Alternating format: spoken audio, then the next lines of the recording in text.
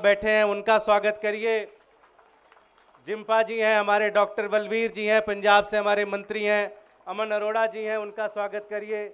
दिल्ली की मेयर शैली ओबराय जी हैं, उनका जोरदार तालियों से स्वागत करिए। हमारे दिल्ली के वाइस प्रेसिडेंट तोमर साहब जी हैं, उनका जोरदार तालियों से स्वागत करिए। हमारी डिप्टी स्पीकर राखी जी हैं, उनका जोरदार तालियों से स्वागत करिए। कुलदीप जी हैं हमारे वाइस प्रेसिडेंट, उनका जोरदार तालियों से स्वागत करिए। मैं ज़्यादा समय ना लेते हुए सबसे पहले मैं गोपाल राय जी से विनती करूंगा कि वो अपनी बात रखें। गोपाल राय जी।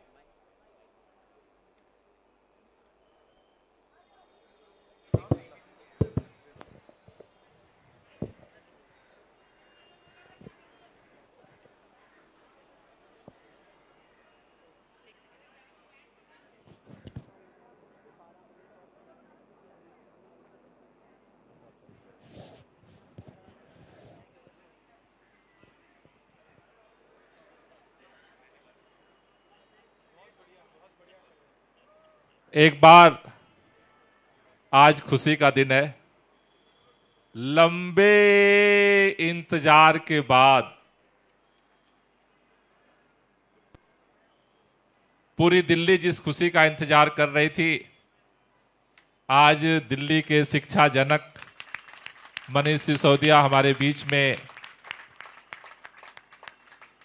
दिल्ली के एक खुशनुमा आजाद आबो हवा में सांस लेने के लिए सुप्रीम कोर्ट के आदेश के बाद कल दिल्ली में पदार्पण किए। आज सुबह वो हनुमान मंदिर जाकर के आशीर्वाद लिए, महात्मा गांधी की समाधि पर पहुंचे और भगत सिंह का जज्बा जिसको लेकर के वो 17 महीने से इस तानाशाही से संघर्ष कर रहे थे, तो एक बार दोनों हाथ की मुट्ठियां बांध करके दोनों हाथ ऊपर करेंगे और पूरी ताकत से इतना जोरदार आवाज में आवाज निकलनी चाहिए कि हमारे मुखिया अरविंद केजरीवाल तक ये बात पहुंचे कि मनीष सिसोदिया बाहर पहुंचे हैं और कार्यकर्ता अब अरविंद केजरीवाल के भी आने का इंतजार कर रहे हैं। इस खुशी में उस इंतजार का भी जोश होना चाहिए।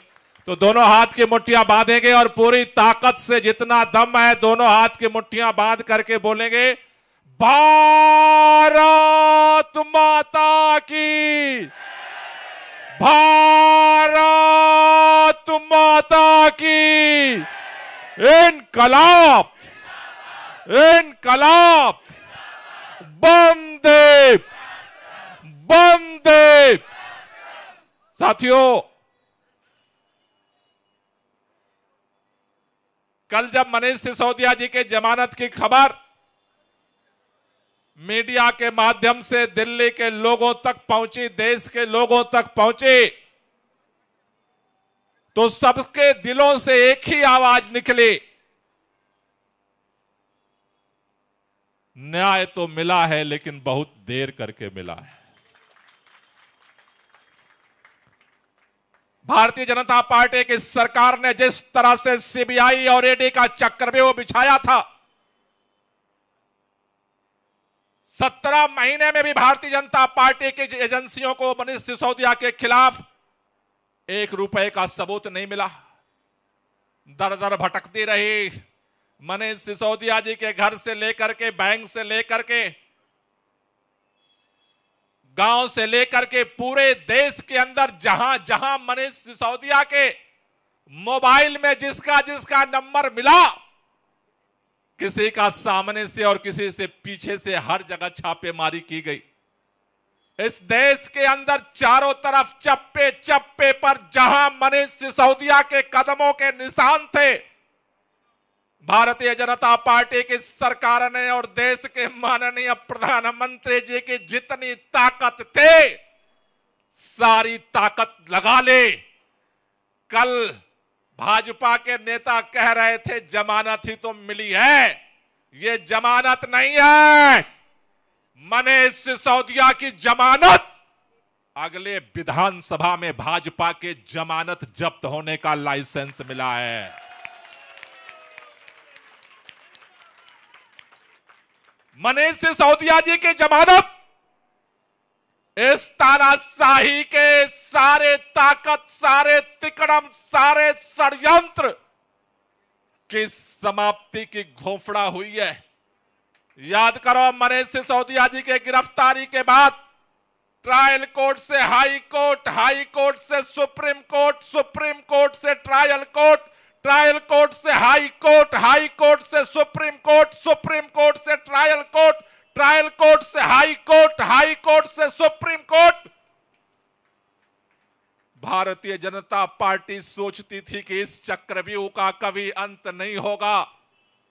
मनीष सिसोदिया की जमानत इस बात का भी ऐलान है, तानाशाही कितनी भी ताकतवर हो वो पराजित होती है, और सत्य कितना भी धुंधला हो, कितना भी झुठलाया जाए, कितना भी छुपाया जाए, सत्य की जीत होती है।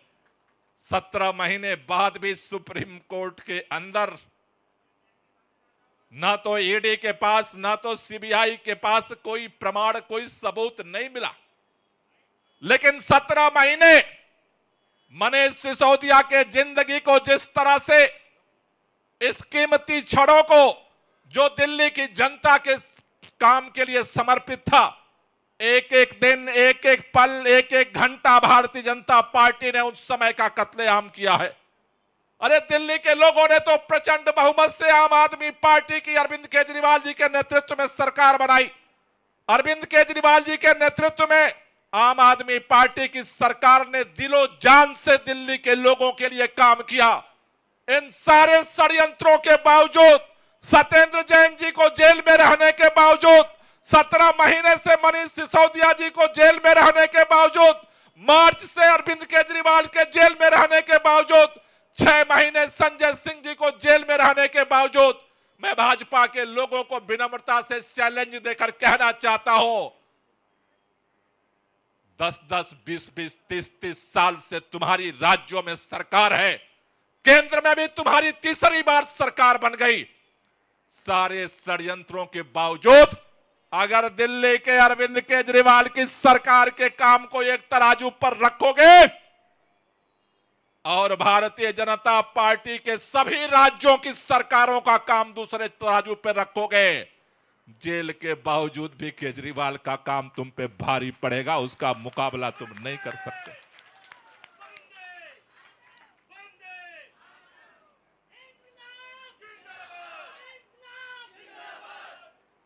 ये भारतीय जनता पार्टी के नेता क्या सोचते थे?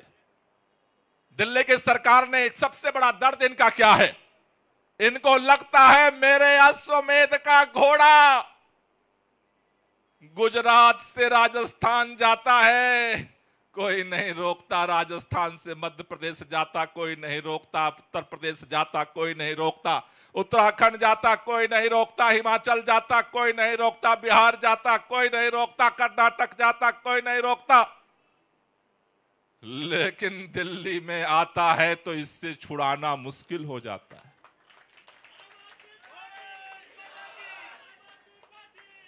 सारी ताकत लगा लिया भारतीय जनता पार्टी ने, लेकिन भारतीय जनता पार्टी को इस बात का घमंड था कि 15 साल से एमसीडी में हमारी सरकार है, लेकिन इस बार दिल्ली के लोगों ने वहां से भी विदाई कर दी। इनको लगा कि अब हमें दिल्ली के अंदर आम आदमी पार्टी से हम चुनाव नहीं जीत सकते, और इसी तरह से अगर ये काम करते रहे तो दिल्ली से पंजाब पहुंच गए, पंजाब से गोवा पहुंच गए, और गोवा से गुजरात में जाकर के इनके किले में छेद कर दिए। अगर आम आदमी पार्टी इसी रफ्तार से बढ़ती रही, जिस रफ्तार से आम आदमी पार्टी राष्ट्रीय पार्टी बन गई, जिस रफ्तार से देश के अंदर लोगों के दिलों में घर करने लगी, अगर यही हालत रही, उनको इस बात से सपने में भी डर लगता है कि अगर जैसे दिल्ली वालों ने 70 में से 67 सीट का रिकॉर्ड बनाया, एक दिन अगर देश के अंदर ऐसे ही देश वालों ने सोच लिया और केजरीवाल का झाड़ू चला दिया तो इनका क्या होने वाला। और उसके बाद ये षड्यंत्र शुरू हुआ फर्जी केस बनाने का, नई कहानी बनाने का। एक एक करके पहले सत्येंद्र जैन को इन्होंने उठा करके जेल में डाला, फिर मनीष सिसोदिया जी को जेल में डाला, फिर संजय सिंह जी को जेल में डाला, फिर भी काम नहीं चलाते इन्होंने हमारे मुख्यमंत्री अरविंद केजरीवाल को उठा करके जेल में डाल दिया। ये सोचते क्या थे? ये सोचते थे जैसे शिवसेना को नेताओं पर एफआईआर करके पार्टी तोड़ दिया और नेताओं को सरेंडर करा दिया, जैसे इन्होंने एनसीपी के नेताओं को तोड़ लिया और सरेंडर करा दिया, पार्टी को तोड़ करके छिन्न भिन्न कर दिया, देश के अंदर जगह जगह विधायकों को खरीद लिया, नेताओं को खरीद लिया, सांसदों को खरीद लिया। ये सोचते थे उसी तरह ये आम आदमी पार्टी है, ये सीधे साधे लोग हैं, इनकी क्या औकात है। भारतीय जनता पार्टी के नेता ये सपना देखते थे जेल में जाएंगे और इनको भी अपनी ताकत पर भरोसा हो जाएगा, अपने जो भरोसा है वो टूटेगा और ये पार्टी टूट जाएगी। आप याद करो जब सत्येंद्र जैन जी जेल में गए, हर बड़े बड़े राजनीतिक पंडित घोषणा करने लगे अब पार्टी कैसे चलेगी। फिर मनीष सिसोदिया जेल में गए, बोले पार्टी अब टूट जाएगी। संजय सिंह जी बोले अब तो पार्टी बिक जाएगी। अरविंद केजरीवाल जी गिरफ्तार हुए, बोले अब तो सब कुछ स्वाहा। भाजपा के लोगों से मैं कहना चाहता हूं और देश के लोगों से भी विनम्रता कहना चाहता हूं, आम आदमी पार्टी टूटने, बिकने और झुकने के लिए नहीं पैदा हुई है। आम आदमी पार्टी का जन्म इस हिंदुस्तान से भ्रष्टाचार को और तानाशाही को खत्म करने के लिए हुआ है। जब तक इस देश के अंदर अन्याय रहेगा, जब तक इस देश के अंदर तानाशाही रहेगी, जब तक इस देश के अंदर गैर बराबरी रहेगी, आम आदमी पार्टी कल भी लड़ी थी, आज भी लड़ती है और कल भी तुमसे आंखें मिला करके लड़ती रहेगी। ये लड़ाई जारी रहेगी।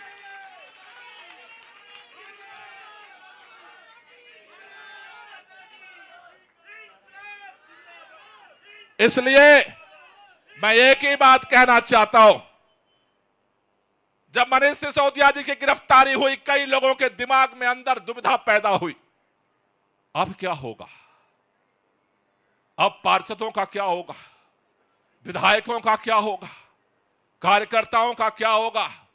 मैं एक ही बात कहना चाहता हूं और भाजपा के लोगों से कहना चाहता हूं, देश की जनता ने तुम्हें संदेश दे दिया है, लेकिन अगर तुम सोचते हो कि तुम्हारे चक्रव्यूह से कोई बिकने वाला है, झुकने वाला है, टूटने वाला है, और वो भी मनीष सिसोदिया, 7 जन्म लग जाएंगे मनीष सिसोदिया को तोड़ने में, झुकाने में और अपने रास्ते से हटाने में।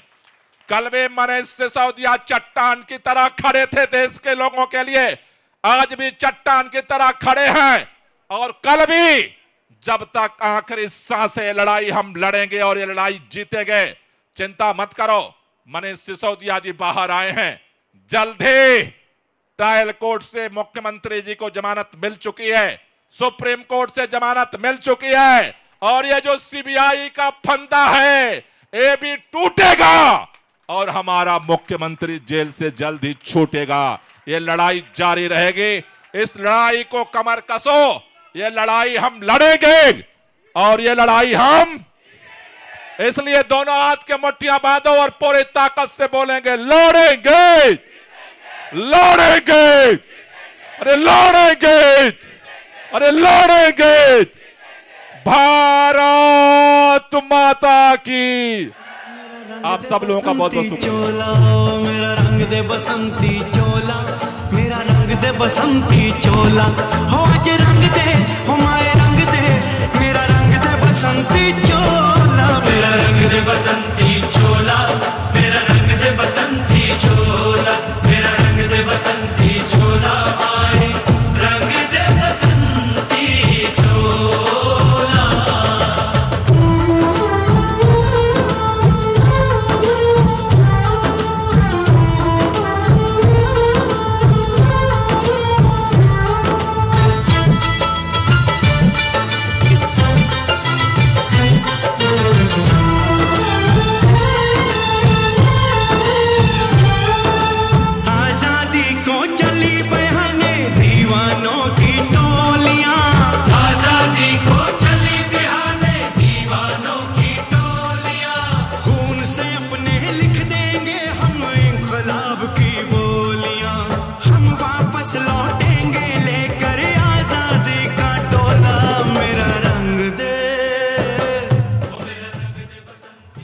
एक बार जोरदार तालियां।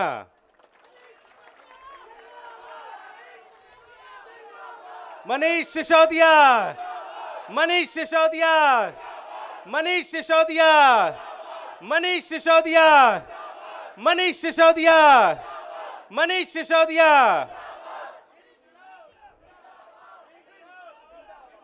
मनीष सर,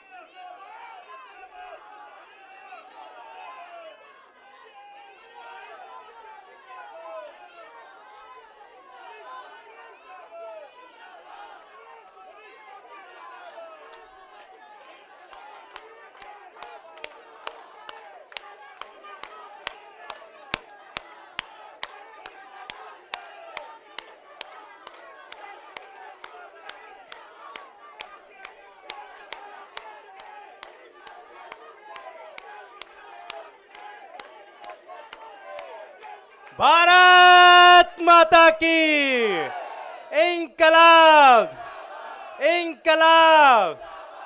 बहुत लोग ये सोचते हैं कि मनीष जी की क्या भूमिका है। मैं कई बार कई मंचों से कई जगहों पे ये कहता हूं कि अगर अरविंद जी इस पार्टी के पिता हैं तो मनीष जी मां है इस पार्टी के, और हम लोगों को पाला है, संवारा है और इस स्थिति में लाके खड़ा किया।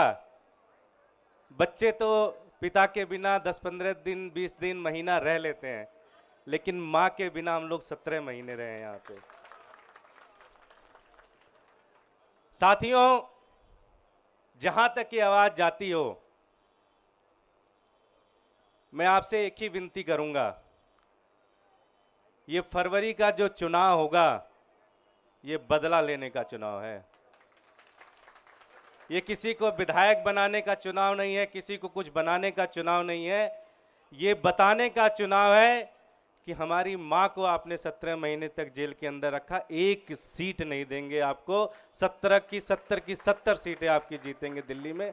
मैं हम सबके आदरणीय और संजय भैया, जिनको 6 महीने से ज्यादा तक मोदी सरकार ने इस तानाशाही ने जेल के अंदर रखा था, मैं चाहूंगा एक बार संजय भैया आए और अपनी बात रखें। संजय भैया, जोरदार तालियां।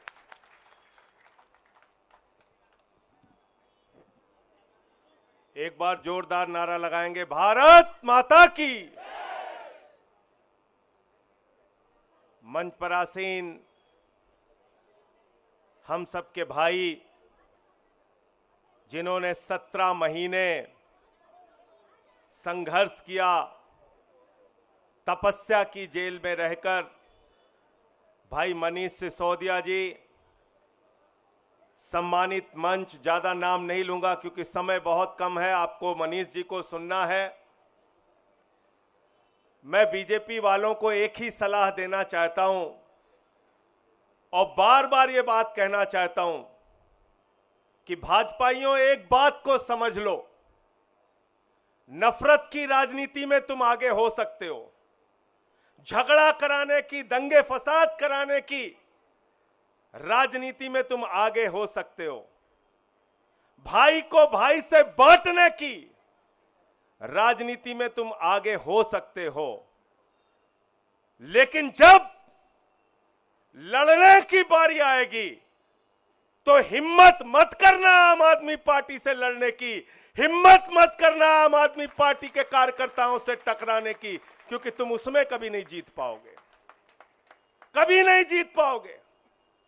हमारी ट्रेनिंग इस संघर्ष की हुई है और तुम लोगों की ट्रेनिंग अंग्रेजों से माफी मांगने की हुई है, देश से गद्दारी की हुई है। तुम्हारे पुरखों ने देश से गद्दारी करने का काम किया है, अंग्रेजों से माफी मांगने का काम किया है। इसलिए लड़ने के काम में कभी चुनौती मत देना। कभी आम आदमी पार्टी को नहीं झुका सकते, कभी हमारे नेताओं को नहीं झुका सकते।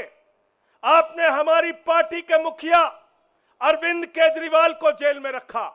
मनीष सिसोदिया दिल्ली के शिक्षा मंत्री, जिन्होंने दिल्ली के लाखों बच्चों के लिए दिन रात काम किया, उनको 17 महीने तक जेल में रखा। मैं देश के प्रधानमंत्री से पूछना चाहता हूं, इन 17 महीनों का हिसाब कौन देगा? मनीष सिसोदिया के परिवार ने जो 17 महीने प्रताड़ना झेली, मानसिक रूप से, शारीरिक रूप से, उसका हिसाब कौन देगा? मनीष सिसोदिया ने खुद जेल में रह के जो यातना झेली, उसका हिसाब कौन देगा?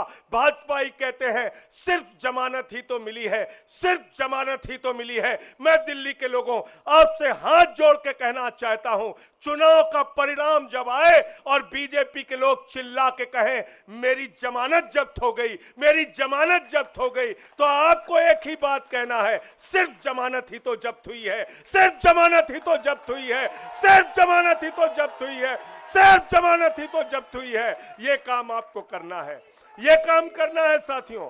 और अगर अरविंद केजरीवाल से प्यार करते हो, मनीष सिसोदिया से प्यार करते हो, सत्येंद्र जैन से प्यार करते हो, इस पार्टी से प्यार करते हो, तो आज ही से जुट जाना और चुनाव के बाद एक एक भाजपाई से मिलकर कहना सिर्फ जमानत ही तो जब्त हुई है, सिर्फ जमानत ही तो जब्त हुई है, सिर्फ जमानत ही तो जब्त हुई है। ये काम आपको करना है। मैं ज्यादा लंबी बात आपसे नहीं करूंगा।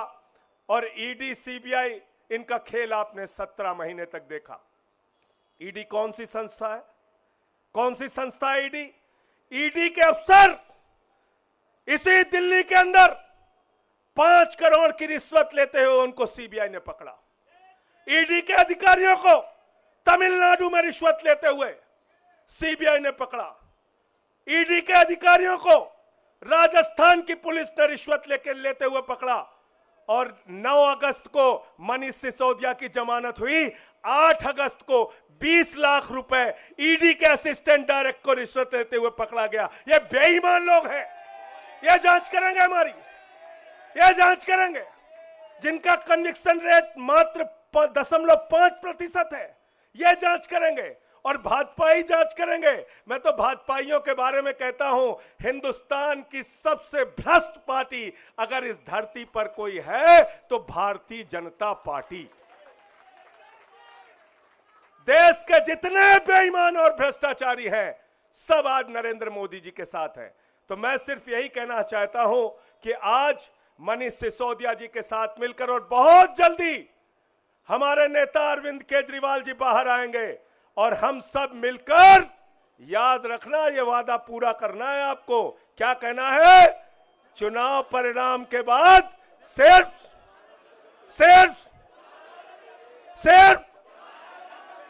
जमानत ही तो जब्त हुई है। बहुत बहुत धन्यवाद।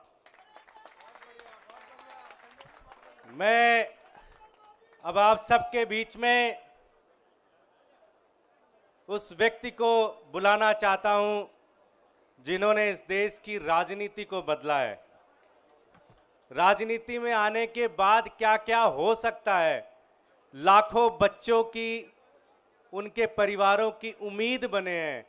मैं हम सब के प्रेरणा स्रोत, जिसे मैंने पहले भी किया, हम सब की मां मनीष सिसोदिया जी को बुलाना चाहता हूं। प्लीज जोरदार तालियों से वेलकम करिए, जोरदार तालियों से पूरी तरह से।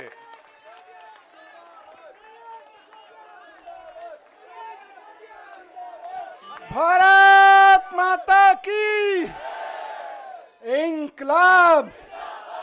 और वो नारा जिससे ये पिछले 10 साल से खौफ खाते हैं कि अगर देश के दिल में ये नारा बैठ गया है, हाँ, भ्रष्टाचार का एक ही काल, भ्रष्टाचार का एक ही काल। ये ईडी और सीबीआई का ताना बाना इसलिए नहीं बुना गया कि कोई बेईमानी हो गई है। ये ईडी और सीबीआई का ताना बाना इसलिए बुना गया है कि कश्मीर से कन्याकुमारी तक किसी चाय के ढाबे पे भी रुके हुए 10 लोगों से बात करोगे कि केजरीवाल कौन है जानते हो? बोले यार वो दिल्ली में काम बड़ा शानदार कर रहा है, और काम तो कर ही रहा है, ईमानदारी से कर रहा है। केजरीवाल जी का नाम आज ईमानदारी का प्रतीक बन गया पूरे देश में, और भारतीय जनता पार्टी इतनी अपने आप को कहते हैं दुनिया की सबसे बड़ी पार्टी होने के बावजूद एक राज्य में एक उदाहरण नहीं पेश कर पाई कि उस राज्य में काम ईमानदारी से हो रहा है और काम हो रहा है। उस छवि को बिगाड़ने के लिए ये सारा षड्यंत्र, सारे कुचक्र रचे जा रहे हैं, उस अरविंद केजरीवाल जी की ईमानदारी की छवि को बिगाड़ने के लिए। लेकिन जनता जानती है, जनता के दिल के दरवाजे खुले हुए हैं। आप जेल के दरवाजे बंद कर सकते हो, लेकिन जनता के दिल के दरवाजे बंद नहीं कर सकते। जनता के दिलों में आज भी वही नारा गूंज रहा है पिछले 10 साल से। बताइए क्या? भ्रष्टाचार का एक ही काल, भ्रष्टाचार का एक ही काल। और जिनका जिक्र अभी संजय भाई ने किया कि इधर उधर जितने भ्रष्टाचारी थे सबको इकट्ठा करके भारतीय जनता पार्टी बना ली और भारतीय जनता पार्टी बड़ी पार्टी कर ली, उनको भी कहना चाहता हूं कि आपका काल अभी जेल में है, लेकिन ज्यादा दिन तक जेल में नहीं रख पाओगे, आपका काल बाहर आएगा। 17 महीने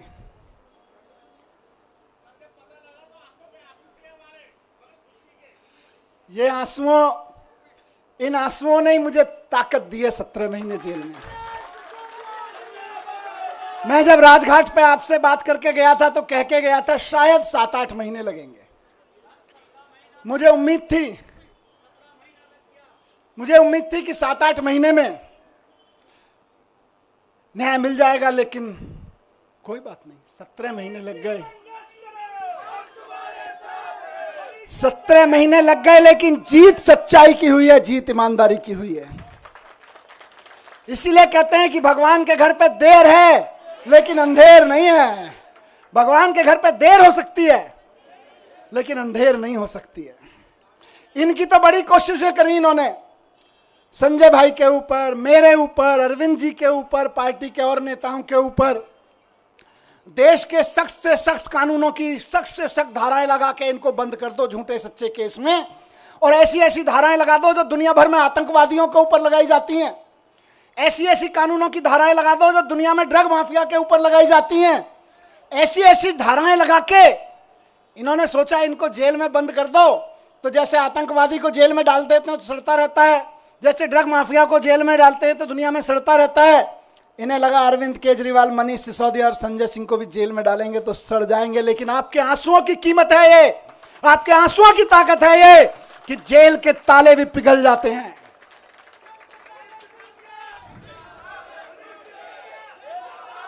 एक ही चीज कहूंगा, कल सुबह मैं बैठा था कि सारी दुनिया की सारी बुरी ताकतें भी इकट्ठी हो जाए ना, तो जो सच्चाई के रास्ते पे चलता है उसका साथ भगवान देता है, उसका साथ भगवान जरूर देता है। और ये आज बजरंगबली की कृपा है कि 17 महीने बाद सही, लेकिन मैं आपके बीच हूं। और अभी गया मैं बजरंगबली के मंदिर में, पंडित जी ने आशीर्वाद दिया। वहां जो पंडित जी मौजूद होते हैं वही बजरंगबली जी के वाणी बोल रहे होते हैं। उन्होंने बजरंगबली जी की वाणी से आशीर्वाद दिया कि विजयी भव, सफल भव। मैंने कहा जी एक ही सफलता का मंत्र है, दिल्ली के एक एक बच्चे के लिए शानदार स्कूल बना के देने हैं, यही हमारी सफलता है। और इसके लिए मैं कल से कह रहा था अपने साथियों से, हम तो रथ के घोड़े हैं, हमारा असली सारथी अभी जेल में बंद है, वो भी बाहर आ जाएगा। फिर उसके बाद हमको तो जहां हकेंगे हम हकेंगे, लेकिन हमारा असली सारथी अभी जेल में बंद है और जेल के ताले टूटेंगे, बहुत जल्दी छूट के आ जाएंगे। बहुत कृपा है अरविंद जी के ऊपर बजरंगबली की। आपको याद है ना, लंबे समय से बहुत सारे लोग साथ हैं, कितने शुगर का पेशेंट होने के बावजूद कितना लंबा लंबा फास्ट किया, केवल बजरंगबली जी की कृपा से। तमाम तरह के आरोप, इतने इतने आरोप लगाए झूठे झूठे, बच गए, निकल के आ गए केवल अरविंद जी बजरंगबली जी की कृपा से। और मैं समझता हूं भगवान की कृपा, बजरंगबली जी की कृपा हम पर कल हुई बाबा साहब के दिए हुए संविधान की बदौलत। बाबा साहब ने, जब ये मुकदमे की सुनवाई चल रही थी, मैं बहुत ध्यान से सुन रहा था, पढ़ रहा था, पूरी डिटेल ले रहा था वकील साहबों से। बाबा साहब ने 75 साल पहले, करीब 75 साल पहले अंदाजा लगा लिया था कि कभी कभी ऐसा भी होगा, हम लोकतंत्र का संविधान बना रहे हैं, लेकिन कभी कभी ऐसा भी होगा कि इस देश में तानाशाही ताकतें आके आतंकवादियों और ड्रग माफियाओं पर लगाए जाने वाले कानून को आम आदमी के ऊपर लगाएंगे, व्यापारियों के ऊपर लगाएंगे, विपक्षियों के ऊपर लगाएंगे। तो उस वक्त उन व्यापारियों को, उन आम आदमियों को, उन विपक्षियों को कौन बचाएगा? तो बाबा साहब ने पहले ही लाइन जोड़ दी थी, संविधान बचाएगा। यही भगवान की कृपा है। कौन बचाएगा उनको जब तानाशाह सरकार अपना जुल्म करेगी, एजेंसियों का दुरुपयोग, कानूनों का दुरुपयोग करेगी, जेलों का दुरुपयोग करेगी, तो कौन बचाएगा? 75 साल पहले उस महान शख्सियत ने लिख दिया था कि मैं ऐसा संविधान दे रहा हूं कि तुमको संविधान बचाएगा। आज हम संविधान की बदौलत खड़े, संविधान की ताकत से यहां पे खड़े हैं। आज मैं शुक्रगुजार हूं देश के संविधान का, बाबा साहब का, और साथ साथ बहुत विनम्र निवेदन के साथ में माननीय सुप्रीम कोर्ट का, बहुत विनम्र सम्मान के साथ में माननीय सुप्रीम कोर्ट ने संविधान की दी हुई ताकत का इस्तेमाल करते हुए कल तानाशाही को कुचला, तानाशाही को कल गलत ठहराया। और माननीय सुप्रीम कोर्ट के साथ साथ मैं बहुत तहे दिल से शुक्रगुजार हूं उन वकीलों का जो पिछले 1.5 साल से, 17-18 महीने से, और बल्कि उससे पहले से भी पूरी लड़ाई लड़ रहे हैं। मैं जेल में बैठा था, आप लोग आंदोलन कर रहे थे, अरविंद जी जेल में बैठे हैं, आप लोग यहां सड़कों पे डंडे खा रहे हैं, लेकिन वो वकील इधर से उधर धक्के खा रहे हैं, एक कोर्ट से दूसरे कोर्ट धक्के खा रहे हैं, एक कागज से दूसरे कागज में डाल रहे हैं। इनकी एक एक साजिशों का, इनकी एक एक चालबाजियों का, इनकी एक एक तिगड़मों का जवाब दे रहे हैं अदालतों में खड़े होकर, इनके एक एक झूठ का पर्दाफाश कर रहे हैं। मेरे लिए तो मैंने कल भी कहा था, भगवान स्वरूप हैं। किसी भी जेल में बंद होने वाले एक व्यक्ति के लिए तो वकील भगवान स्वरूप होता है, और मेरे लिए तो सिंघवी साहब वाकई भगवान स्वरूप हैं। अभिषेक मनु सिंघवी जी, जिन्होंने इस पूरी कानूनी लड़ाई को इस अंजाम तक पहुंचाया, और जल्द ही अरविंद जी को भी बाहर लेकर आएंगे। मैं धन्यवाद करता हूं सिंघवी साहब का, मैं धन्यवाद करता हूं दयान कृष्णन साहब का, मैं धन्यवाद करता हूं मोहित माथुर साहब का, जिन्होंने बहुत बेबाकी से अदालतों के सामने ईडी और सीबीआई और भारतीय जनता पार्टी के सच को बेनकाब किया है। और मैं बहुत प्यार के साथ धन्यवाद करता हूं, उनमें से कुछ लोग मेरे उम्र में छोटे हैं, कुछ बड़े हैं, अपनी आम आदमी पार्टी की लीगल टीम के कुछ वकील साथी, हमारे एमएलएज यहाँ खड़े हैं, साथ साथ में उनको सबको कोऑर्डिनेट करने वाले विवेक भाई, इधर शायद नहीं होंगे, विवेक जैन किसी अदालत में इस समय जाके आर्ग्यूमेंट कर रहे होंगे, इरशाद भाई इस समय कहीं किसी अदालत में आर्ग्यूमेंट कर रहे होंगे, कुछ पेपर बना रहे होंगे, और उनके कई साथी यहाँ खड़े मैं देख रहा हूँ, अपने सारे साथियों को मैं उनका भी बहुत धन्यवाद करता हूँ। रजत, साथ साथ में मैं शुक्रगुजार हूं देश भर में आम आदमी पार्टी के एक एक कार्यकर्ता का, नेताओं का। मैं तो 17 महीने जेल में था, जेल की छोटी सी एक कोठरी थी, इसकी 1/4 सी, इस पूरे स्टेज की 1/4 कोठरी में कोई नहीं। जब मैं गया था तो मैंने, वहाँ के सिपाही वगैरह कहते थे सर बड़े ऊपर से ऐसी हिदायतें वैसी हिदायतें हैं। मैंने कहा आप चिंता मत करो, मैं तो जंतर मंतर पे एक अखबार के साइज पे सो गया था, मुझे कोई दिक्कत नहीं है। मैं तो वहाँ से निकला हूँ जहाँ अरविंद केजरीवाल जी और मैं और संजय भाई बनारस रेलवे स्टेशन के, और जहाँ देश भर में रेलवे स्टेशन में रात को 2 बजे ट्रेन आती थी, तो इतने भी पैसे नहीं थे कि रात को किसी लॉज में रुक जाएं, तो जाके 9 बजे खाना खा के स्टेशन पे ही सो जाते थे अखबार बिछा के। हम तो वहाँ से भी निकल के आए, हमें तो कोई दिक्कत नहीं है। तो लेकिन हम तो वहां सो रहे थे, लेकिन डंडे कौन खा रहा था? जब मैं कोर्ट आता था तो मैं देखता था बैरिकेड लगे हुए और उसकी दूसरी तरफ से नारे लग रहे हैं।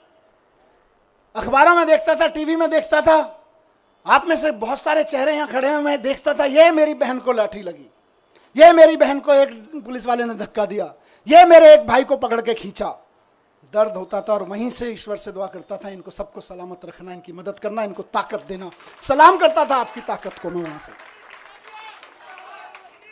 एक एक कार्यकर्ता को सलाम करता हूं मैं, और सिर्फ डंडे खाने के लिए नहीं, क्योंकि भारतीय जनता पार्टी की जो एक्सपर्टीज अभी संजय भाई ने बताई, उनमें एक शामिल है कि दूसरी पार्टी के कार्यकर्ताओं को और नेताओं को तोड़ने के, दबा के, धमका के, सामदान दंड भेद करके, जेल में भेजने की धमकी देके, जेल में भेज के, उनके हमले करवा के, उन पर धमकी करवा के एकमात्र एक्सपर्टीज किसी पार्टी ने पाई है तो वो भारतीय जनता पार्टी है। लेकिन उसके बावजूद आप टिके रहे, एक एक आदमी टिका रहा, एक एक आदमी झुका नहीं, टूटा नहीं, एक एमएलए कैसे सारे खड़े हैं। मैं जानता हूं किस किस के ऊपर क्या क्या दबाव नहीं था और क्या क्या नहीं होगा और क्या क्या धमकियां नहीं आ रही थी, लेकिन उसके बावजूद बेबाकी से खड़े रहे, सीना तान के खड़े रहे। उस सीने, तने हुए सीने को मैं सलाम करता हूं आप लोगों को, आप डटे रहे। और आज देखिए मजे की बात, अब तो दुश्मन भी इस बात को मानने लगा है कि यार इन आम आदमी पार्टी वालों में कुछ तो मिट्टी है, जो 17 महीने, 6 महीने जेल में रह जाते हैं इनके नेता, उसके बावजूद ना झुकते हैं ना टूटते हैं, किसी मिट्टी के तो बने हैं। ये उस मिट्टी के बने हैं, मैं बताता हूं, ये उस मिट्टी के बने हैं भारतीय जनता पार्टी वालों, जिस मिट्टी पर भगत सिंह का पसीना की बूंदें गिरी हुई हैं, जिस मिट्टी पे गांधी ने गोली खाई थी, जिस मिट्टी पे भगत सिंह के पसीने की बूंदें गिरी हुई हैं, जिस मिट्टी पे खड़े होकर बाबा साहब ने तुम्हारी जैसी लोगों की ताकतों के, उस वक्त की ताकतों के जुल्म झेले थे, उस मिट्टी से ये बने हुए हैं। इनको तुम्हारी तोता मैना क्या तोड़ पाएंगे, ये तुम्हारे सीबीआई और ईडी क्या तोड़ पाएंगे, इनको नहीं टूटे लोग। और मैं जेल में बैठा बैठा दुआएं करता रहा और सलाम करता रहा अपने एक एक साथी को कि यह है अरविंद केजरीवाल की मुट्ठी, यह है अरविंद केजरीवाल की फैमिली, यह है अरविंद केजरीवाल का कुनबा, जिसकी एक उंगली को भी हिम्मत से हिला नहीं पा रहे हो तुम लोग। वाह, फक्र था मुझे सब पे। आपने कहा ना कि आप आंसू बहाते थे बाहर, मैं कहता हूं मैं फक्र से सीना चौड़ा करके उस जेल की कोठरी में बैठा होता था अपने एक एक भाई पे के ऊपर और एक एक बहन के ऊपर। यह मेरी ताकत थी। जेल के अंधेरे, मैं कहूंगा कि जेल के अंधेरे में यह ताकत तो होती है कि वो तोड़ तो सकती है, लेकिन जिसके बाहर इतना प्यार, इतनी ताकत, इतना सम्मान। मैं कल से उतरा हूं, मुझे किसी ने बोला मनीष जी 17 महीने बाद आ रहे हो, 2 दिन के लिए रेस्ट पे चले जाना। मैंने कहा यार, जेल के बाहर कदम रखने के बाद पहला हाथ जिस कार्यकर्ता ने पकड़ा था और रात को घर तक जो दूर खड़ा था केवल देख के गया है, वो उम्मीद लगा रहा है कि मेरा मनीष सिसोदिया, मेरा भाई बाहर आ गया है, और मैं कहूं नहीं मैं तो छुट्टी जा रहा हूं यार। नहीं, खून पसीना बहाने के लिए बाहर आया हूं, छुट्टियां मनाने के लिए नहीं। एक एक दिन जो संजय भाई ने नारा दिया है कि इनकी जमानत जब्त कराएंगे, आज से और अभी से लग रहे हैं। और बीजेपी वालों ढूंढते रह जाओगे कहां गई वोटें, कहां गई वोटें। आज से लगना है सबको। जो सुन रहे हैं सोशल मीडिया और मीडिया के माध्यम से, एक एक कार्यकर्ता साथी को कहना चाहता हूं, दिल्ली के एक एक नागरिक को, हरियाणा के एक एक नागरिक को, देश के एक एक नागरिक को कहना चाहता हूं कि इस तानाशाही के खिलाफ तो एक एक आदमी को वोट करना पड़ेगा। सवाल हमारा नहीं है। तानाशाही के खिलाफ ये जो लड़ाई है सिर्फ आम आदमी पार्टी के कार्यकर्ताओं की नहीं है, सिर्फ विपक्ष के पार्टी कार्यकर्ताओं की नहीं है, ये देश के एक एक आम आदमी की है।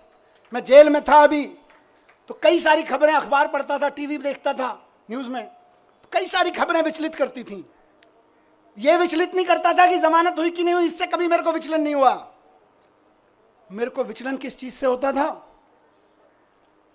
मैं देखता था कि देश के कितने कितने बड़े बड़े व्यापारियों को इन्होंने, 500-600 बड़े बड़े व्यापारियों को इन्होंने झूठे केसेस, सच्चे केसेस, इधर उधर के केसेस में बना के बंद कर दिया गया है। उनका किसी पार्टी वार्टी से भी कोई लेना देना शायद ही होगा, लेकिन आप सोचो कि एक व्यापारी अगर कोई मेहनत से काम कर रहा है, और उसके ऊपर क्योंकि उसने चंदा नहीं दिया या उसने आपकी किसी पार्टी के नेता से कोई पंगा ले लिया, आपने उसको उठा के जेल में डाल दिया ईडी के केस लगा के, जो केस आतंकवादियों पे, ड्रग माफियाओं पे लगाए जाते हैं, वैसे वैसे खतरनाक केस लगा के एक व्यापारी अगर जेल में डाल दिया जाता है, उसके पीछे हजारों परिवारों को रोजगार मिल रहा होता है, वो भूखे मरने लगते हैं, उनकी बद्दुआ लगेगी। इनको तानाशाही नहीं है तो क्या है? बात सिर्फ विपक्षी पार्टियों के नेताओं की नहीं है, बात आम आदमी पार्टी के नेताओं की नहीं है। बड़े बड़े व्यापारियों को उठा उठा के जेल में डाले दे रहे हैं, और एक किसी कंपनी का चेयरमैन जेल में चला जाता है, किसी का मालिक जेल में चला जाता है, हजारों हजार लड़के लड़कियां जो वहां नौकरी कर रहे होते हैं, उनके घर में टेंशन हो जाती है, क्या करेंगे, कल को कहां से खाएंगे? आपको समझ में नहीं आता? ये नौकरियां खा रहे हो आप लोग अपने चंदे के धंधे पर। ये तानाशाही नहीं है तो और क्या है?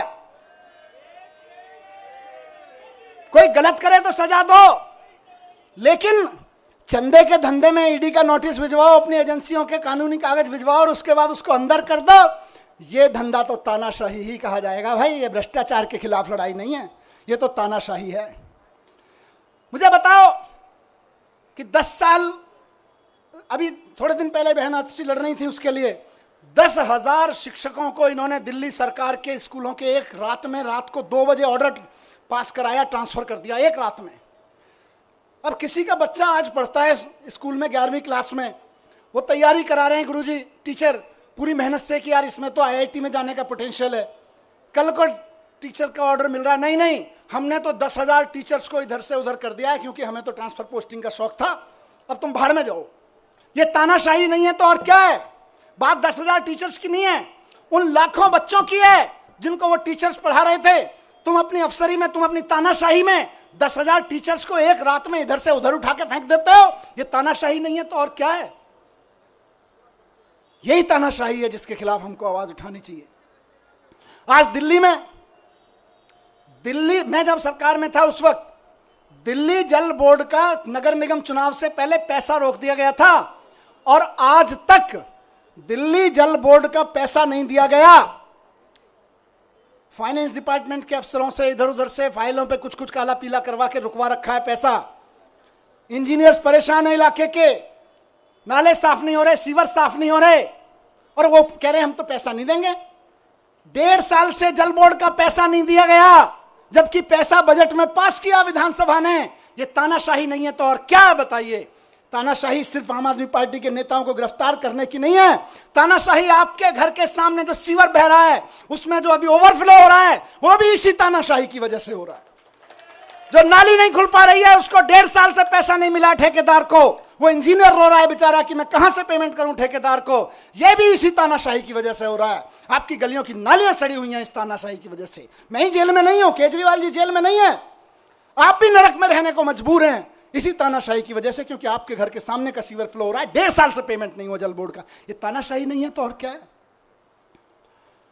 आज पूरे देश में मैंने कहा विचलित करती थी मुझको इस खबरें, हर रोज कहीं ना कहीं सुप्रीम कोर्ट भी डांट लगा रहा है, उसके बावजूद जनता अपनी सरकार चुनती है, कहीं के राज्यपाल को कहीं के उपराज्यपाल को कह के जनता की चुनी हुई सरकार के कानून कैंसिल करवा देते हैं। कई महीने तक कानून, कई साल तक कानून पड़े रहते हैं, उनकी पॉलिसी नहीं पास होने देते। ये तानाशाही नहीं है तो और क्या है? नुकसान किसको हो रहा है? नेताओं को तो खाली जेल ही हो रही होगी, असली नुकसान तो जनता का हो रहा है जिसके लिए पॉलिसी बनाई गई थी, जिसके लिए कोई कानून बनाया गया था। यह तानाशाही है, इस तानाशाही के लिए लड़ना पड़ेगा दोस्तों। और आखिरी बात जो मैं अभी, क्योंकि विचलित करनी है कई सारी चीजें, मैं अभी 2-3 दिन पहले टीवी देख रहा था और उससे पहले भी देख रहा था टीवी में, 1 साल से टीवी देखा न्यूज़ पे, और क्या सहारा था, आपकी खबरें, आपकी शक्लें देखने को मिल जाती थी। मैंने देखा कि देश के गांव से एक बहुत प्यारी सी हमारी बेटी निकल के खेलों में देश का परचम लहराती है सारी दुनिया में, और जब वो खड़े होकर कहती है कि आपकी पार्टी के एक अफसर ने, आपके लगाए हुए एक फलाने नेता ने हमें छेड़ा है, तो आप उसको गिरफ्तार तक नहीं करते और हमारी उस बेटी के ऊपर तरह तरह के सोशल मीडिया ट्रोलिंग और ये सब कराते हो। ये तानाशाही नहीं है तो और क्या है मुझे बताइए? और तुम्हारे उस, ये बेशर्मी तानाशाही है कि उसको गिरफ्तार तक नहीं किया जाता। इस देश की बेटियां जंतर मंतर पे बैठी रही, खिलाड़ियां, हम और आप सब अपने बच्चों को खिलाड़ी बनाने का सपना देखते हैं, बेटियों को कहते हैं जा बेटी उछाल, लगा छलांग और छा जा फलक पे, और उसको कोई बैठ के वहां पे इनका चमचा बैठ के उसको छेड़े तो हमें सहन होगा, लेकिन ये तानाशाही है कि उसको गिरफ्तार तक नहीं करते हो तुम। यही तानाशाही है दोस्तों, और उस तानाशाही का चरम स्वरूप हमने देखा कि अब उस बेटी के साथ क्या किया गया। मैं बहुत ज्यादा नहीं कहूंगा उस बारे में, लेकिन सबको पता है किसने किया और क्या किया। आज अगर उसके आंसू बहे हैं तो कुछ तो खेल किया गया है, कुछ तो खेल किया गया है। दोस्तों 17 महीने में जब मैं अंदर था तो अंदर रह के मैंने खूब चिंतन मनन किया। टाइम ही टाइम था, यहाँ तो आप लोग टाइम देते नहीं हो, वापस आ गया हूँ फिर टाइम नहीं दोगे। खूब चिंतन मनन किया, अपने ऊपर भी किया, समाज के ऊपर, देश के ऊपर, व्यवस्था के ऊपर, सरकारों के ऊपर खूब अध्ययन किया। मेरे ख्याल से मैंने कम से कम हर 3-4 दिन में एक किताब खत्म कर देता था मैं। और कई लोगों ने भेजी, बाई पोस्ट किताबें भेजी आप में से कई लोगों ने, भाई साहब ये भी पढ़ो, ये भी पढ़ो, ये भी पढ़ो। तो यहाँ वहाँ भी नहीं छोड़ते थे, बोले काम पे लगाए रखेंगे। तो करीब करीब मैं समझता हूँ 300 की किताबें मैंने पढ़ी वहाँ पे। हर 2-3 दिन में एक किताब खत्म हो जाती थी। पर सबसे पहले आपको ध्यान होगा मैं गीता लेके गया था, और गीता लेके गया था तो मेरे दिमाग में ना प्रश्न थे कि यार भगवान, मैं तो स्कूल ही तो बनवा रहा था, मेरे को जेल क्यों भेज दिया? मेरी बीवी की, मेरे बच्चे की क्या गलती थी कि मैं दिल्ली के बच्चों के लिए दिन रात सुबह से शाम एक करके स्कूल बनवा रहा था, उनके लिए अच्छे आईआईटी में चले जाएं, अच्छी नौकरियां लग जाएं। क्या मैंने भगवान से पूछा अंदर आंख बंद करके कि मेरी क्या गलती थी, मैं जेल में क्यों? तो भगवान ने कहा गीता पढ़, पता चल जाएगा। अंदर से आवाज आई और मैंने गीता पढ़ी और मुझे जवाब मिल गया। मेरे मन में जो भी सवाल आया, मैं ऐसा नहीं है कि यहां कोई उसकी बात कर रहा हूं। जब आदमी अंदर जेल में होता है, अकेला बैठता है, तालों में वो शीशों के पीछे बैठता है, तो तरह तरह के सवाल उठते हैं, अंदर बहुत झांकता है। बहुत सवाल उठते थे मन में, और बस भगवान की ऐसी कृपा है कि मेरे मन में जो सवाल उठा और अंदर से आवाज आती थी, इस सवाल का जवाब तुझे कहीं बाहर से नहीं मिलेगा, गीता में मिलेगा, पढ़ ले। खूब गीता पढ़ी, और बाद में तो मैंने कम से कम 10 महान लोगों की व्याख्या कम से कम 10 पढ़ ली होंगी, अलग अलग लोगों की, विनोबा भावे जी की, गांधी जी की, श्री श्री जी की, आचार्य प्रशांत जी की, बहुत लोगों की व्याख्या की हुई गीता मैंने पढ़ डाली, देवदत्त पटनायक की। सब में से पढ़ पढ़ के मुझे बड़े सारे आंसर मिलते चले गए, मुझे अपने सवालों के आंसर मिलते चले गए। खूब गीता पढ़ी मैंने। उसके अलावा मैंने दुनिया भर की एजुकेशन की बुक्स पढ़ी, अमेरिका में, फ्रांस में, जापान में, इंडिया में भी कहाँ एजुकेशन पे क्या काम हुआ, खूब पढ़ा मैं। कम से कम 100-125 बुक्स तो मैंने एजुकेशन के बारे में पढ़ी, दुनिया की एजुकेशन सिस्टम के बारे में। और मैंने एक चीज जानी दोस्तों, और मेरा इरादा और फर्म होता गया, हाँ, पर हम तो पहले से ही उस पर यकीन करते हैं, मेरा यकीन वहां पक्का होता गया कि भारत को 2047 तक अगर विकसित राष्ट्र बनाना है तो एक एक बच्चे के लिए शानदार सरकारी स्कूल उपलब्ध कराए बिना कोई रास्ता नहीं है भारत को विकसित राष्ट्र बनाने का। 17 महीने में, उससे पहले कि अपने काम, आप सबके काम और इस अध्ययन चिंतन मनन के बाद लेके लौटा हूं, और कुछ दुनिया के बारे में सोच समझ के लौटा हूं कि अगर भारत को विकसित राष्ट्र बनाना है तो देश के एक एक बच्चे के लिए शानदार सरकारी स्कूल, और जहां प्राइवेट है उनकी प्राइवेट स्कूलों की फीस कंट्रोल में रखो। इसके अलावा विकसित राष्ट्र बनाने का कोई राजमार्ग नहीं है, कोई रास्ता नहीं है। और अगर कोई आदमी कहता है कि मैं शिक्षा की बात किए बिना भारत को विकसित राष्ट्र बनाने की बात कर लेता हूं, तो जुमलेबाजी होगा, वो केवल जुमले फेंक रहा होगा, विकसित राष्ट्र नहीं बनेगा। अगर कोई आदमी कहता है कि इस देश के हर आदमी के लिए अच्छे अस्पताल, अच्छे मोहल्ला क्लिनिक उपलब्ध कराए बिना, अच्छे सरकारी अस्पताल बनाए बिना हम विकसित राष्ट्र खड़ा कर लेंगे, तो महाजुमलेबाज होगा, नेता तो नहीं हो सकता, वो कोई विजनरी लीडर तो नहीं हो सकता। अपनी तानाशाही, जुमलेबाजी की आड़ में तानाशाही का चुनाव जीतने की कोशिश कर रहा होगा, लेकिन नहीं बन सकता। बिना शिक्षा के, बिना स्वास्थ्य के विकसित राष्ट्र बन ही नहीं सकता। दुनिया का कोई राष्ट्र विकसित नहीं बना बिना शिक्षा, बिना स्वास्थ्य और बिना रोजगार पे काम किए हुए। विकसित राष्ट्र की बात हो रही। अब इनको दर्द क्या है? आम आदमी पार्टी ये कर दे रही है। हम नहीं कह रहे, लोग कह रहे हैं कि यार ये बच्चे पढ़ जाएंगे तो अपने आप 2047 का भारत विकसित हो जाएगा। आज ये जो माँ बाप हैं, जो कल आने वाले समय के माँ बाप हैं, ये अगर इनको सबको अच्छे अस्पताल मिल गए, आने वाले बच्चों के लिए अच्छे अस्पताल मिल गए तो अपने आप भारत विकसित हो जाएगा। ये आम आदमी पार्टी कर दे रही है। दिल्ली में कर दिया, पंजाब में कर दिया, इस भरोसे पे गुजरात में, गोवा में, सब जगह वोटें पड़ने लगी, तब इनको दिक्कत हो रही है। इसीलिए सबको जेल में डालने पर आ गए।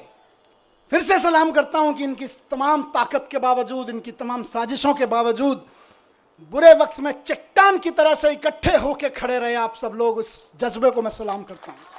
ये पार्टी की ये लीडरशिप, बीच बीच में लीडरशिप यहाँ खड़ी है, बैठी है, कई सारे एमएलए साथी, कई सारे सीनियर लीडर्स यहाँ सब खड़े हैं।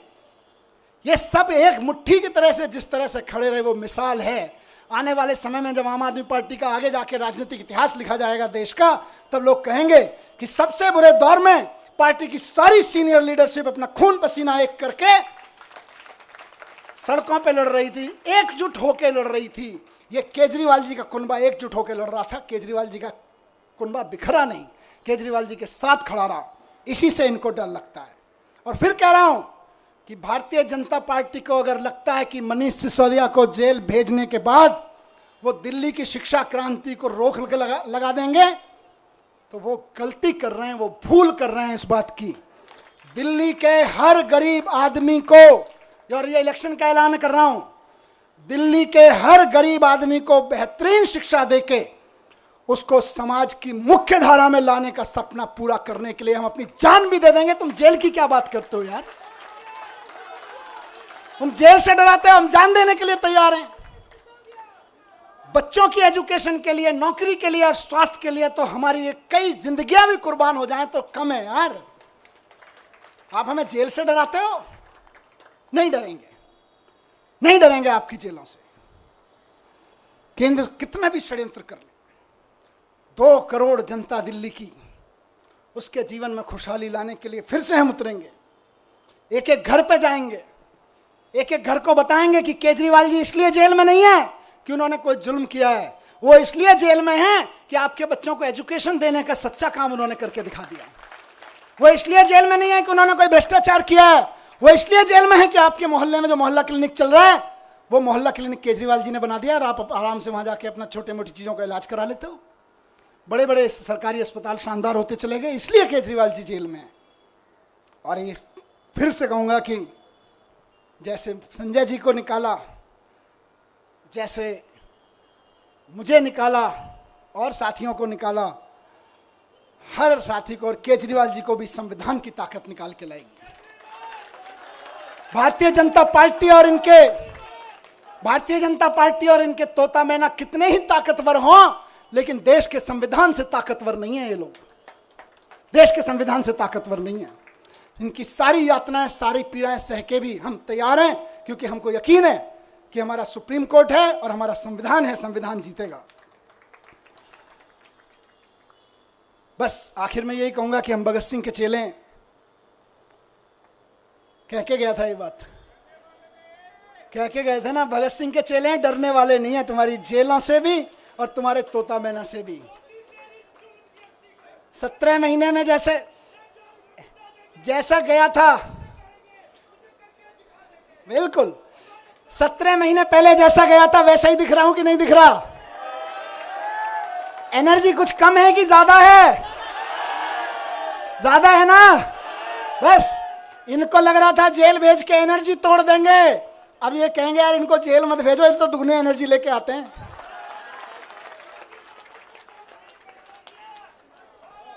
तो दोस्तों आखिर में एक बात कहूंगा और वो इंपॉर्टेंट चीज है।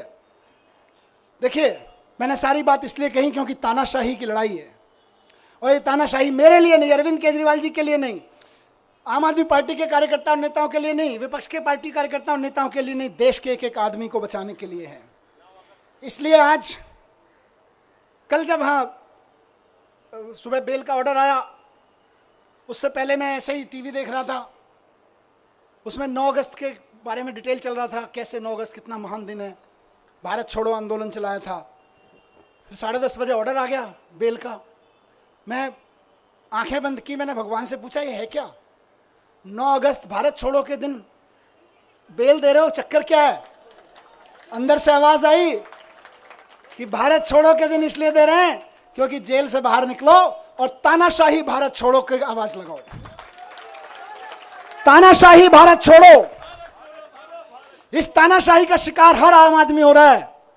तानाशाही भारत छोड़ो की आवाज उठानी पड़ेगी गली गली में, मोहल्ले मोहल्ले में।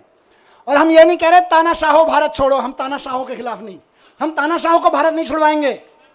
हमने कई देशों में ये मॉडल देख लिए। वो क्या करते हैं कई तानाशाह, वो बड़े बड़े आंकड़े दिखाएंगे, देखो हमारी इकोनॉमी इतने मिलियन ट्रिलियन फिलियन पहुंच गई, जीडीपी फीडीपी के आंकड़े इतने बढ़ गए। उसके बाद आंकड़े दिखाते दिखाते सारे विपक्ष के नेताओं को जेल में डाल देते हैं या उनको देश से बाहर भगा देते हैं, विपक्ष के कार्यकर्ताओं को जेल में ठेल देते हैं। और उसके बाद कहते हैं देखो हम तो चुनाव पे चुनाव जीतते जा रहे हैं, हमारी तो जीडीपी भी बढ़ रही है, हमारी तो ट्रिलियन बिलियन चल रहे हैं। लेकिन हकीकत क्या है? वो कई देशों की जनता ने दिखा चुकी है कि भाई हम तो तानाशाहों को बाहर भगा देते हैं, लेकिन हम भारत हैं, हम विवेकानंद की, गांधी की, नानक की जन्मभूमि है, हम बाबा साहब की जन्मभूमि है। हमारे को जरूरत नहीं है किसी तानाशाह को बाहर भगाने की, हम तो तानाशाही को बाहर भगाएंगे। तो तानाशाही भारत छोड़ो, भारत छोड़ो, भारत छोड़ो, तानाशाही भारत छोड़ो, भारत छोड़ो, भारत छोड़ो, तानाशाही भारत छोड़ो, भारत छोड़ो, भारत छोड़ो। ये तानाशाही आज हमारे और आपके जीवन के लिए, एक आम आदमी के जीवन के लिए खतरा बन गई है। इसको छुड़वाना पड़ेगा। ये संविधान के लिए खतरा बन गई है, हमारे सामाजिक ताने बाने के लिए खतरा बन गई है, हमारी बहनों के लिए खतरा बन गई है, हमारे खिलाड़ियों के लिए, हमारे व्यापारियों के लिए खतरा बन गई है। इससे लड़ना पड़ेगा। और एक चीज कहूंगा यहां से, विपक्ष के लिए भी और इनकी सत्ता में बैठे नए नए साथियों के लिए भी जो इनके साथ नए नए गए हैं, इस तानाशाही से अगर लड़ना है तो एकजुट होकर लड़ना पड़ेगा। ये ना सोचें कि आज आम आदमी पार्टी के कार्यकर्ता और नेता जेल में हैं, कल नंबर आपका भी आएगा, कल नंबर उनका भी आएगा जो दूसरे पक्ष में बैठे हैं या इधर के पक्ष में बैठे हैं। कल नंबर उनका भी आएगा जो इधर नए नए गए हैं कि हम तो इनके साथ हैं। एनडीए के साथियों को भी कहना चाहता हूं, उनके साथ जो गए हैं, और इंडिया गठबंधन के भी एक एक आदमी को और बाकी सब पार्टियों के साथियों को कहना चाहता हूं, पार्टी की जिंदगी के लिए नहीं, नेताओं की जिंदगी के लिए नहीं, देश के लिए इकट्ठा होकर लड़ना पड़ेगा, देश के लिए इकट्ठा होकर लड़ना पड़ेगा। और आज कह रहा हूं इस मंच से कि अगर देश के पूरे विपक्ष के नेता पूरी ताकत से एक बार हुंकार भर देंगे तो आज देश में वो माहौल है कि अरविंद केजरीवाल जी 24 घंटे के अंदर बाहर आ जाएंगे। अगर देश के विपक्ष के नेता एकजुट होकर हुंकार भर देंगे तो केजरीवाल जी केवल और केवल 24 घंटे के अंदर जेल से बाहर आ जाएंगे। मैं आज लिख के दे रहा हूं आपको। लेकिन इकट्ठे होकर करना पड़ेगा। ये मत सोचिए अभी तो केजरीवाल जी गए, जब हम पे आएगी तो देखेंगे, नहीं, सब पे आई हुई है। सबको इकट्ठे होकर लड़ना पड़ेगा, सबको इकट्ठे होकर चुनाव भी लड़ने पड़ेंगे, लड़ाइयां भी लड़नी पड़ेंगी, कानूनी लड़ाइयां भी लड़नी पड़ेंगी। और एकजुट हो गया तो इस चुनाव में तो दिखाई दिया कि 400 पार ढूंढते रह गए। एकजुट होकर लड़ेंगे तो आगे आने वाले चुनावों में भी ढूंढते रह जाएंगे कहां है, 0 पार बस सीधे कहा 0 पार। तो ये कोई ये ना सोचे कि अलग अलग लड़ लेंगे, जब हमारी लड़ाई आएगी तो लड़ लेंगे। लड़ाई सबकी है, लड़ाई देश की है, लड़ाई एक एक भारत के नागरिक की है। सब पार्टी वालों को, जिनको जनता ने थोड़ा थोड़ा भी कहीं कहीं भरोसा दिया है, कहीं ज्यादा दिया है, सबको इकट्ठा होकर इस तानाशाही के खिलाफ लड़ना पड़ेगा। जोर से चिल्लाना पड़ेगा कि तानाशाही भारत छोड़ो। और जिस दिन तानाशाही भारत छोड़ो का नारा हर गले से निकल गया, केजरीवाल जी सबसे पहले जेल से बाहर आएंगे। हेमंत सोरेन जी आ गए ना, देखो कितनी दिन मुझे निकाला, अभी अरविंद जी भी आएंगे। लेकिन सबको करना पड़ेगा, ऐसे नहीं कि सब। तो मैं बस यही कह रहा हूं कि आम आदमी पार्टी की तरफ से तो आज हम भरोसा दिलाते हैं कि दिल्ली के चुनाव में भी और बाकी चुनावों में भी पूरे देश में, कश्मीर से लेकर कन्याकुमारी तक, एक एक घर में इस आवाज़ को उठाएंगे, एक एक शहर, एक एक नगर में इस आवाज़ को उठाएंगे और बता देंगे कि हमारे इरादे कितने फौलादी हैं।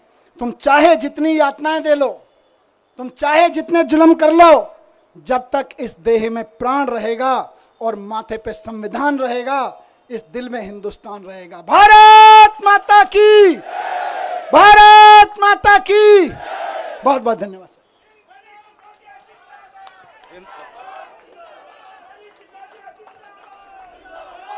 सभी लोग राष्ट्रगान के लिए खड़े हो जाएं।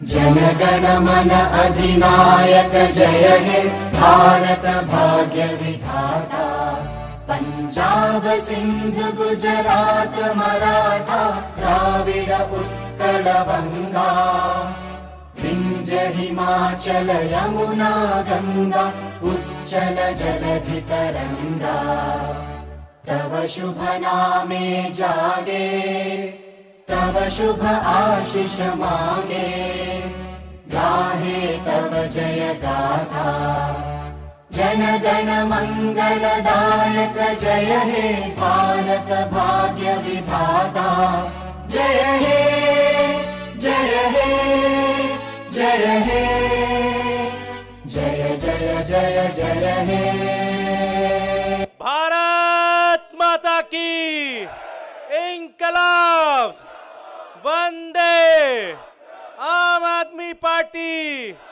अरविंद केजरीवाल, अरविंद केजरीवाल, मनीष सिसोदिया, मनीष सिसोदिया।